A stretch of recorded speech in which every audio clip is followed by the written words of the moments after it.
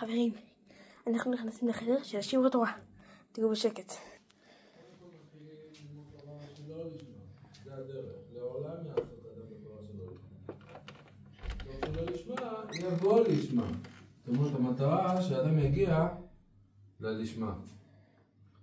ישנם צעירים בני 20 שהולכים ללמוד לרבנות ולהיות רב עיר, שמחפשים כבוד, שיכבדו אותם, שיקראו להם רבי. יש מושג כזה שאדם לומד תורה בשביל שיקראו לו רבי. אתה לא לומד לשם שלום?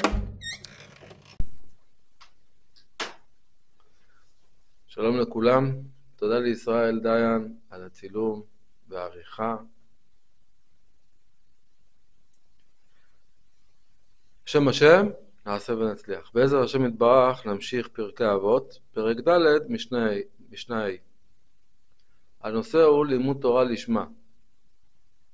אומרת המשנה, רבי ישמעאל בנו אומר, הלומד תורה על מנת ללמד, מספיקים בידו ללמוד וללמד. והלומד על מנת לעשות, מספיקים בידו ללמוד וללמד, לשמור ולעשות. הלומד על מנת ללמד, זה לא טוב. שהוא לא לומד על מנת לעשות. הוא אוהב חוכמה ולא מצוגיות. אבל לקיים זה לא בראש שלו. זה דבר טוב שאדם עוסק בתורה לא בשביל לקיים, אוי ואבוי. אז בשביל מה הוא לומד? רק בשביל ידיעות. להרחיב את הדעת. אז אתה לא לומד לשמה. לימוד תורה צריך ללמוד לשם שמיים.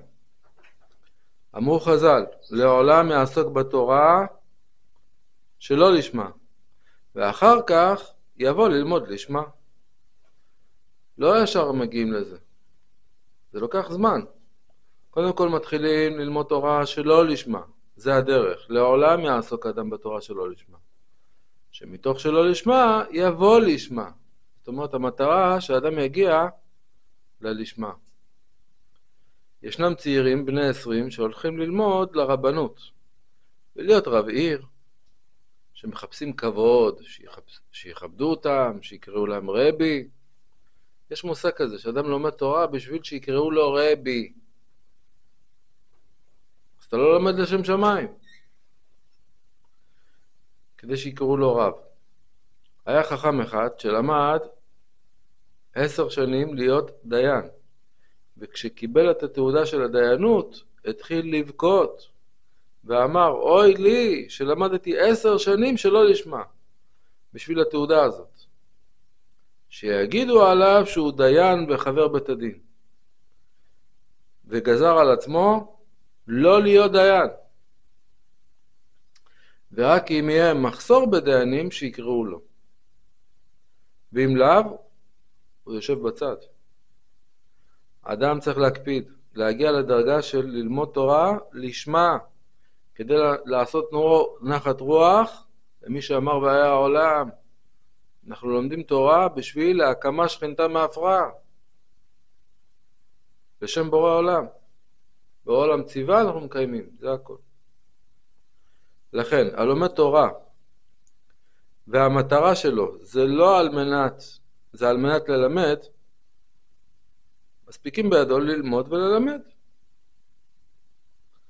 אז הוא יזכה להיות מזכה הרבים, ילמד אחרים, חזק וברוך. אבל הלומד על מנת לעשות, לא רק ללמד, אלא רוצה ליישם את החוכמה שלו, מספיקים בידו ללמוד וללמד, לשמור ולעשות ולקיים כל דברי תלמוד תורתך. באהבה, אל תשכחו, באהבה.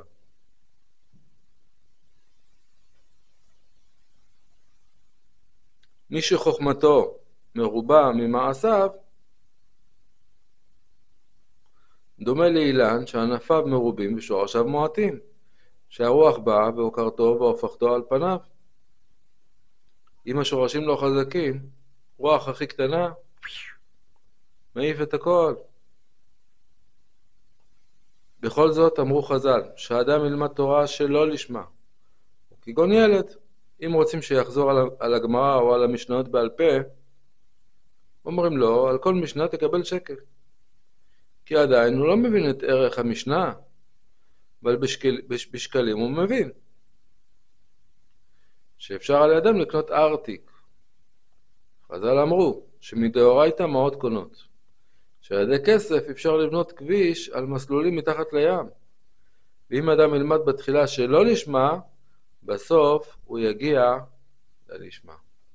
ברוך אדוני לעולם אמן ואמן. תשלחו את הסרטון הזה לעוד יהודים, תזכו את הרבים. נתראה בסרטון הבא.